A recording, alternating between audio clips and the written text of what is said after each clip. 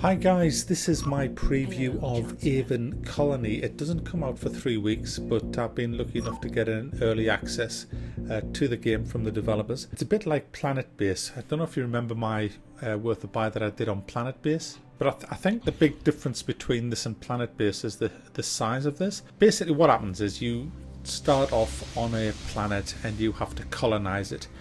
You've got a tiny little base to start with, and you have to expand it into a giant bloody civilization, really. There is a load of buildings, a hell of a lot of buildings to have for this, and you've got to take into consideration their health, the well-being, the safety, crime.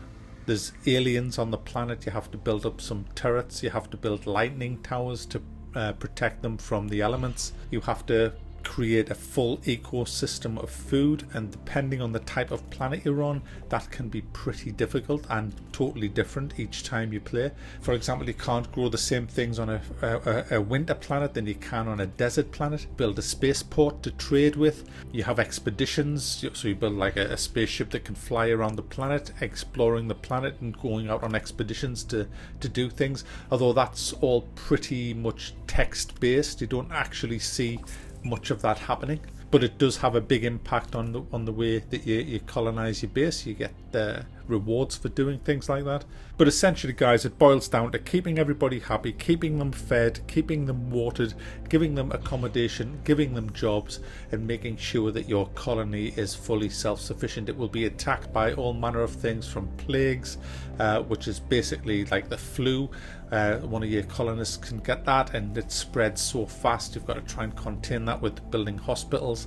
You also get spores that creep all over the place and spread if you don't clean them off your buildings. And there's lots of natural occurring things as well, like I mentioned earlier, lightning, shard storms, because it does have a sort of a seasonal thing. You have like a summer and a winter and a day and a night, so all that affects everything as well. I mean, certain foods will not grow during the winter, so you have to stock up through the summer and then, survive the winter. You get warning that winter is coming through the really good UI system, which I quite like. It's very functional but not too cluttery. It's all neatly done and looks nice, so I can't really fault that. It's just a really good resource management game, this, and I can't wait to play the full game. I mean, I've played so far, you get I think 4 missions. You also get sandbox mode where you can pick your planet, choose whether there's a lot of resources, minimal resources, what you start with, and how many encounters you're going to get with aliens and things like that. So yeah, it is a very customizable game. It runs fine. I've never had a single crash with it or anything like that. Music's quite good, sounds okay. It's quite a nice game. I like it. In fact, I don't know how long I've played this so far. I'm going to quickly have a look. I've done 12 hours. So yeah, I like this game a lot.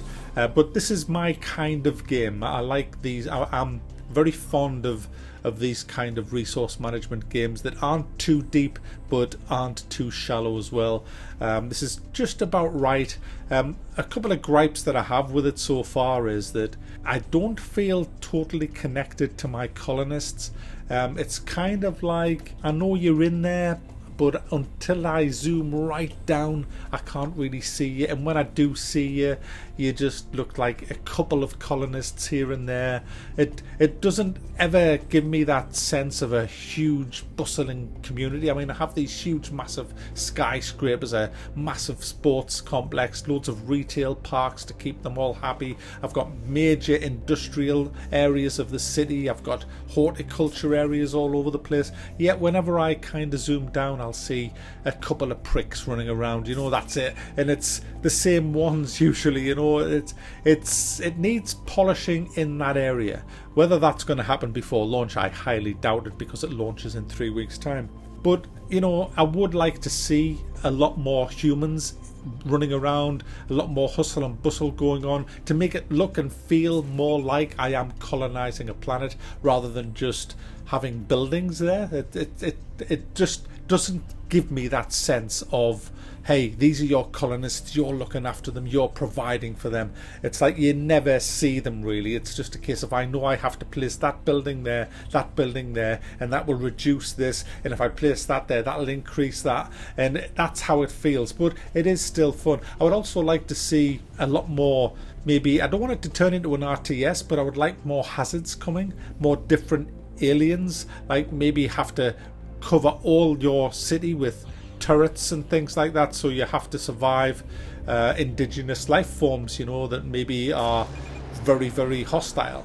So I would like to see that in maybe some of the later levels. There's going to be a full campaign mode. We have a little bit of campaign at the minute, but a lot of it isn't locked, and you'll get missions that kind of help you a lot. I would like to see a mode where there's no missions at all. I mean, at the minute you still get missions, you know, even on minimalistic, you'll still get a mission to say, you know, get 200 colonists, get 300 colonists, and they give you a little reward when you do that. I just like to have a complete, none of that at all. Just, there you are, that's my colony, I'm in charge, f*** you, I want to do what I want to do. I'd like that. I mean, you can do that anyway, but it's just can get annoying, all the missions. It's fine in campaign mode, but in sandbox you should be able to switch the whole lot off, no help whatsoever. But it's certainly one to look out for. I'll be giving a full review of this when it launches in 3 weeks time. But if you're into stuff like city skylines and things like that, and you fancy doing that on an alien world with a few different types of threats, then this is certainly one to look out for. It's going to retail at $24.99, but it is quite polished and I am looking forward to it. But as this is a preview, I'm not throwing it up or down, I'm just kind of telling you that, hey, I'm playing this at the minute. Well, I've stopped playing it now because I've got to move on to other things, but it's one to watch, guys.